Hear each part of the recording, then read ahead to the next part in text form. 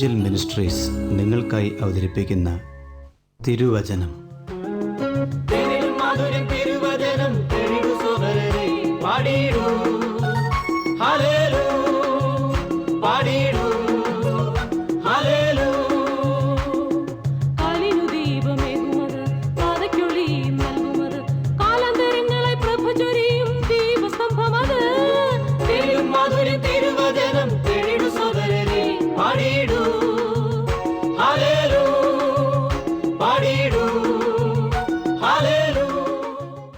ഇന്ന് നമ്മോട് ദൈവവചനത്തിൽ നിന്ന് സംസാരിക്കുന്നത് Suviseshakan James M Thomas Nedumbassery. പ്രാർത്ഥനയോടെ ശ്രദ്ധിച്ചാലും. അങ്ങ് ശ്രദ്ധിക്കുന്നത് ഇവാഞ്ചൽ മിനിസ്ട്രീസ് ക്രമീകരിച്ചിട്ടുള്ള തിരുവചനം എന്ന വചന പഠന പരമ്പരയാണ്. ശമൂവേലിൻ്റെ 1-ാം പുസ്തകത്തെ അധികരിച്ചുള്ള 29-ാമത്തെ ക്ലാസ്സാണ് അങ്ങ് കേൾക്കുന്നത്. നാം ഇപ്പോൾ ഓർത്തുകൊണ്ടിരിക്കുന്നത് ഏലി പുരോഹിതൻ്റെ മക്കളുടെ പാപങ്ങൾ ഒരു മുന്നറിയിപ്പ് എന്നവണ്ണം ദൈവത്തിൻ്റെ ആത്മാവ് നമ്മോട് സംസാരിക്കുന്നതായിട്ടാണ്. നാം ഒടുവിലായിട്ട് ഓർത്തത് ഏലി പുരോഹിതൻ്റെ മക്കൾ, അവരും പുരോഹിതന്മാരായിരുന്നു, അവരുടെ കഠിനമായ പാപങ്ങളിൽ ഒന്ന് അവർ ദൈവദൂഷണം പറയുന്നവരായിരുന്നു എന്നുള്ളതാണ്.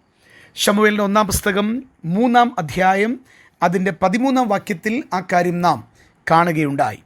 തുടർന്ന് നാം ചിന്തിക്കാനായിട്ട് പോകുന്നത് ഏലിയുടെ മക്കളുടെ പാപങ്ങളിൽ അവസാനത്തേതായിട്ട് നമുക്ക് ദൈവാത്മാവ് തരുന്നത് എന്ത് എന്നുള്ളതാണ്.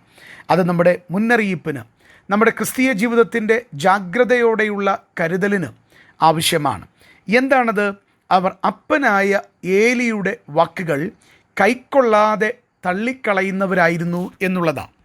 2-ാം അധ്യായം ശമൂവേലിൻ്റെ 1-ാം പുസ്തകം 25-ാം വാക്യത്തിലേക്ക് വരുമ്പോൾ നമുക്കത് വ്യക്തമായി കാണുവാൻ കഴിയുന്നുണ്ട്.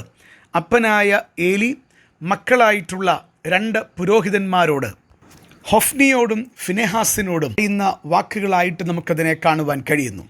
മനുഷ്യൻ മനുഷ്യനോട് പാപം ചെയ്താൽ അവനു വേണ്ടി ദൈവത്തോട് അപേക്ഷിക്കാം. മനുഷ്യൻ യഹോവയോട് പാപം ചെയ്താലോ അവനു വേണ്ടി ആർ അപേക്ഷിക്കും എന്ന് പറഞ്ഞു. എങ്കിലും അവരെ കൊല്ലുവാൻ യഹോവ നിശ്ചയിച്ചതുകൊണ്ട് അവർ അപ്പൻ്റെ വാക്ക് കൂട്ടാക്കിയില്ല. ദൈവം അവരെ കൊല്ലുവാൻ വേണ്ടി ഏൽപ്പിച്ചു കൊടുത്തു എന്നല്ല അതിൻ്റെ ആശയം. മറിച്ച് അവർ തുടർമാനമായി പാപത്തിൽ രസിച്ചതുകൊണ്ട്, ദൈവത്തിൻ്റെ ആലോചനയ്ക്ക് വിരുദ്ധമായി പ്രവർത്തിച്ചതുകൊണ്ട്, നീചമായ പാപങ്ങളിൽ അവർ ഇടപെട്ടതുകൊണ്ട്, അവർ മനം തിരികയില്ല എന്ന് ദൈവത്തിനറിയാവുന്നതുകൊണ്ട് അവരുടെ മേൽ വരാൻ പോകുന്ന ദൈവികമായ ന്യായവിധിയെക്കുറിച്ചുള്ള തീർപ്പാണ് നമുക്കിവിടെ കാണുവാൻ കഴിയുക. ദൈവത്തിന് ആരും നശിച്ചു പോകുവാൻ ഇഷ്ടമില്ല, ദൈവം അത് ആഗ്രഹിക്കുന്നില്ല. എന്നാൽ ദൈവം സർവജ്ഞാനി ആയതുകൊണ്ട് നിരസിക്കുന്നവരെ അല്ലെങ്കിൽ ശിക്ഷയിലേക്ക് പോകുന്നവരെ ദൈവം അറിയുന്നു എന്നുള്ളതാണ് വാസ്തവത്തിലുള്ള വിഷയമെന്ന് പറയുന്നത്. ഇവിടെ ഇതാ അപ്പനായ ഏലിയുടെ വാക്കുകൾ തള്ളിക്കളയുന്ന മക്കളെയാണ് നമുക്ക് കാണുവാൻ കഴിയുക. എത്രമാത്രം കഠിനമായ പാപമാണ് അവർ ചെയ്തത്. അവർ ചെയ്ത ഓരോ പാപങ്ങളും നാം ഓർക്കുകയായിരുന്നു. അതൊക്കെ തന്നെ നമുക്ക് ഉൾക്കൊള്ളുവാൻ കഴിയുന്നതിനപ്പുറത്തുള്ളതാണ്.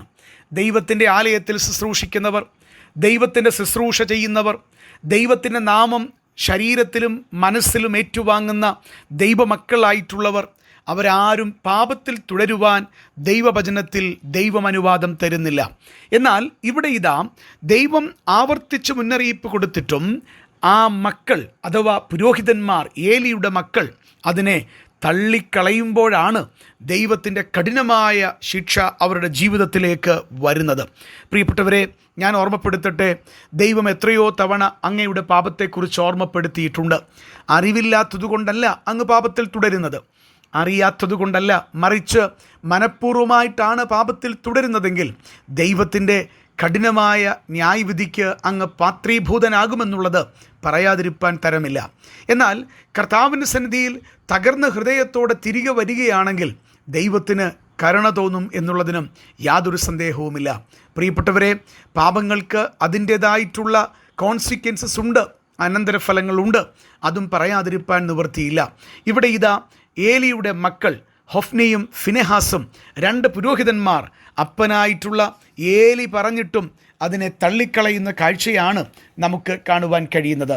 സദൃശവാക്യങ്ങൾ 1-ാം അധ്യായം അതിൻ്റെ 8-ാം വാക്യത്തിൽ നമ്മൾ ഇങ്ങനെ വായിക്കുന്നു, മകനെ, അപ്പൻ്റെ പ്രബോധനം കേൾക്ക, അമ്മയുടെ ഉപദേശം ഉപേക്ഷിക്കുകയും അരുത്.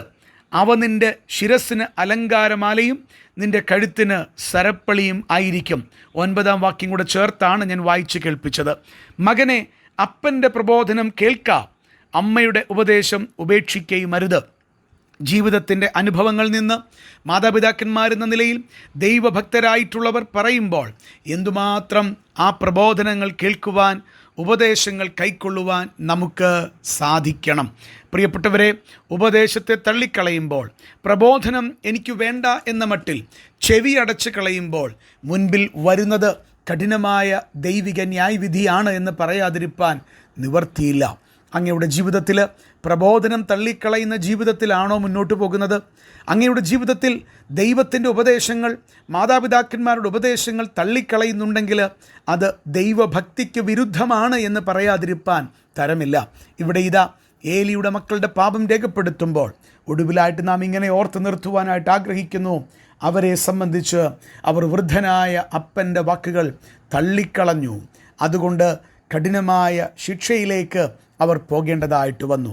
നമ്മുടെ ജീവിതത്തിൽ കർത്താവിനോട് നമ്മുടെ പാപങ്ങൾ ഏറ്റുപറഞ്ഞ് കീഴടങ്ങുവാൻ ഇടയാകേണ്ടതിന് ഈ തിരുവചന പഠനം അങ്ങേ സഹായിക്കട്ടെ. എന്നെ ശ്രദ്ധിക്കുന്ന എല്ലാ പ്രിയപ്പെട്ടവരോടും ഒരു ചോദ്യം കൊണ്ടുവരുവാൻ ആഗ്രഹിക്കുന്നു. അങ്ങയുടെ ജീവിതത്തിൽ ദൈവം പറയുന്ന ഏറ്റവും വലിയ ഉപദേശം തള്ളിക്കളയുന്നുണ്ടോ? ദൈവം തരുന്ന ഏറ്റവും വലിയ ആഹ്വാനം, പ്രബോധനം തള്ളിക്കളയുന്നുണ്ടോ? അതെന്താണ്? പാപമോചനത്തിനുള്ള വഴിയാണ്. യേശുക്രിസ്തുവിനെ കാൽവറിയുടെ ക്രൂശിൽ തകർത്ത് കളഞ്ഞുകൊണ്ട് മനുഷ്യരാശിയുടെ പാപത്തിൻ്റെ പരിഹാരത്തിനായി ദൈവപുത്രനായ യേശുക്രിസ്തു അനുഭവിച്ച കഷ്ടാനുഭവങ്ങളെ കാണിച്ചിട്ട് യേശുക്രിസ്തുവിലൂടെയുള്ള ആത്മരക്ഷ കരഗതമാക്കുവാൻ ദൈവം അങ്ങയെ ഇന്നും വിളിക്കുകയാണ്. ആ വിളി കേൾക്കുവാൻ അങ്ങയ്ക്ക് സാധിക്കണം. കർത്താവിൻ്റെ മുൻപാകെ വന്ന് യേശു കർത്താവിനെ ഏകരക്ഷിതാവും ഏകകർത്താവും ഏകദൈവവുമായി സ്വീകരിക്കുന്ന ജീവിതത്തിൻ്റെ അനുഭവം അങ്ങയ്ക്കുണ്ടാകണം. അത് കർത്താവ് ആഗ്രഹിക്കുന്ന അനുഗ്രഹീത ജീവിതത്തിൻ്റെ പ്രാഥമിക പടിയാണ്. എത്ര പേർക്ക് ഈ അനുഭവം പറയാനുണ്ട്? അതുമൊന്ന് ചിന്തിക്കുവാൻ ഈ ചിന്തകൾ കാരണമാകട്ടെ എന്ന് പ്രാർത്ഥിച്ചുകൊണ്ട് വാക്കുകൾ നിർത്തുന്നു. തമ്പുരാൻ അങ്ങയ്ക്ക് കൃപ നൽകി ആദരിക്കട്ടെ. ഈ സന്ദേശം ശ്രദ്ധിച്ച എല്ലാ പ്രിയപ്പെട്ടവർക്കും കർത്തൃനാമത്തിൽ നന്ദി. ബൈബിൾ കറസ്പോണ്ടൻസ് കോഴ്സിൽ ചേർന്ന് പഠിക്കുവാൻ ആഗ്രഹിക്കുന്നവർ മേൽവിലാസം അയച്ചു തന്നാലും പ്രാർത്ഥനാ വിഷയങ്ങളും അറിയിക്കുമല്ലോ.